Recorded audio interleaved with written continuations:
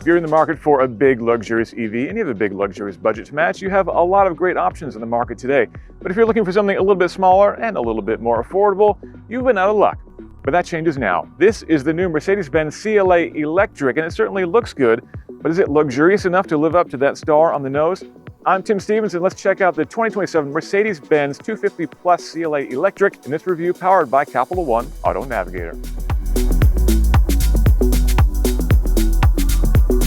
Now, I said star on the nose, but there are actually many stars here, all festooned across that fake grille, plus another one on the hood there, and stars built into the headlights too, leaving you with absolutely no doubt that this is indeed a Mercedes-Benz. Come back a little further, the charge port is actually on the other side. There are dual charging ports in there, with a maximum speed of 320 kilowatts. That's enough to get this thing to 80% in just 22 minutes, which is barely enough time to make a pit stop. As you can look at the car, you can tell this is a compact machine, and that does have some compromises, the biggest being the trunk, which only has room for 10.3 cubic feet of cargo, but you do get a little bit more up under the front there. The big story, though, is what's going on with this dashboard.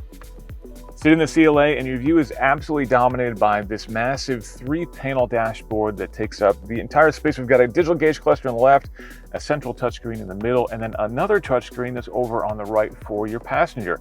On that one, they can go through navigation and do other things with infotainment, but they can also play some simple games on there. They can even watch movies and YouTube and a few other media services.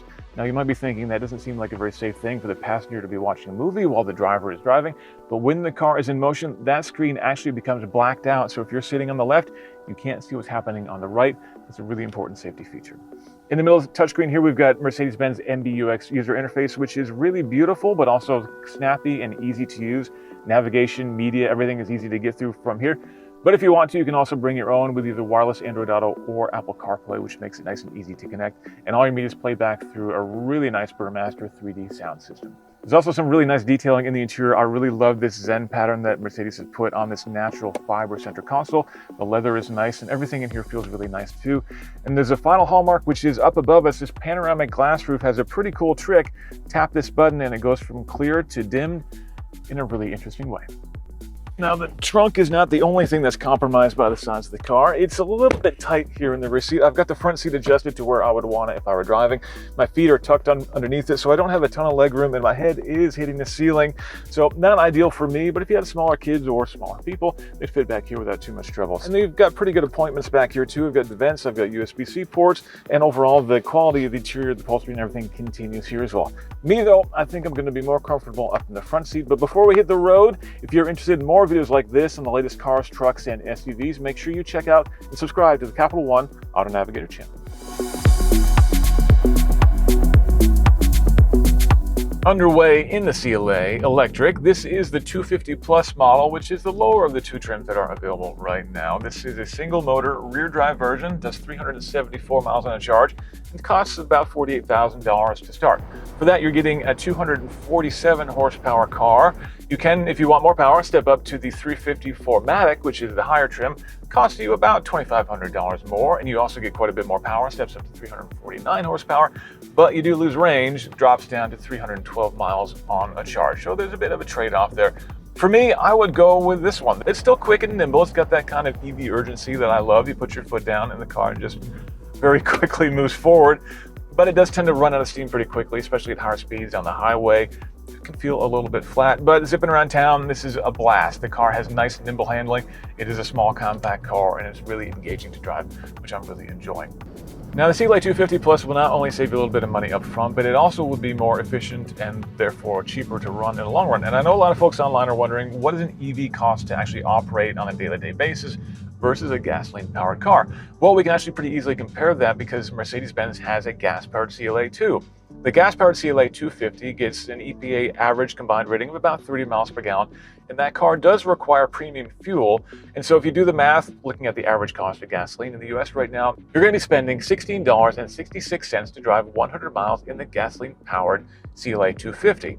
Looking at this car and an average electricity cost in the United States of 18 cents per kilowatt hour, driving this car 100 miles will cost you about $5.50, or about 1/3 the cost of driving the gasoline-powered car. So there's actually a huge savings if you're driving a lot of miles in an electric car. Now, if you're charging on the road using a high-speed DC charger, those are a lot more expensive. But even there, you'll still spend about $15 to go 100 miles using exclusively high-speed chargers, which means even if you're on a road trip in your EV, you're still going to save money driving an EV over a gas-powered car. In terms of living with the CLA, again, this is a very touch-focused environment in here. Everything is capacitive touch, just about. I've got a little volume rocker on the right of the steering wheel, and I've got a rocker on the left for changing the speed of the cruise control, and that's about it. Everything else in here just about is a touch button, which if you don't like touchscreens, well, you might not like this car. Honestly, I don't mind that too much. What I don't like about this car, though, is the way everything is laid out here. These touchscreens are almost vertical, which makes it look like a wall in front of me. And between that and the vertical nature of the center console here in the door, I kind of feel like I'm boxed in. It's a little bit claustrophobic in here, which I'm not totally a fan of. This is a small car, and you expect the interior to feel a little bit closed in, but it doesn't necessarily need to be this cramped. If they could push the dashboard back a little bit and make this feel a little bit more open, I'd be a lot happier in here. Honestly, though, that's a very minor complaint. This is overall a really nice driving car, a very efficient car. You've got long range, it's cheap to operate, and I think it looks fantastic from the outside, which overall makes the CLA 250 Plus Electric a win. If you want to know more about the Mercedes-Benz CLA Electric, check it out on Capital One Auto Navigator.